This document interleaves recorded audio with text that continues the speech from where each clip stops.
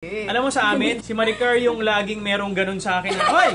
Kapag hindi na ako fair, nagiging tigre. Tigre talaga. Sample. Ano sample? Sample lang hindi ako fair. Baba, ikaw, bakit ka ganyan? Kapag ako ganito. OC kasi siya. So, mas magaling siya tumingin if something is wrong. Because he's OC, mas naiirita siya. Ako naman, mas happy-go-lucky ako. Yung mga mistakes, minsan, napapabayaan ko na lang. Pag nagpo-point out siya ng mistakes, mas mainit yung ulo niya ng konti kaysa sa akin. So, pinoint out ko sa kanya na parang, ba't ikaw, pag nagkamali ka, ang init-init ng ulo mo, tas ako, pag nagkamali ka, hindi ganun kataas. Minsan talagang may mga away sa couples na kailangan nyo pag-usapan kasi minsan, oo nga no, unfair ako kay Maricar, parang ganun. Pero may times din na pag ako sinabihan niya ng, alam mo, hindi ka fair. Masakit sa akin marinig yun.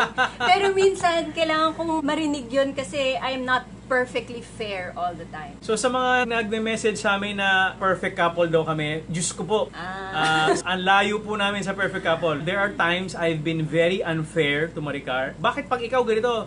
Ako, pag sa akin, ganyan. Tapos ako parang, oo nga, no, tama ka. So, sorry na ako doon. There are times naman naging unfair si Maricar sa akin. Sorry naman siya sa akin. Sometimes we are unfair to our partners. Pero, ang maganda dyan is you talk it out. Mag-sorry yung kailangan mag-sorry. Kung baliktad ba yan, payag ka. Parang gano'n. Magandang equalizer yun eh.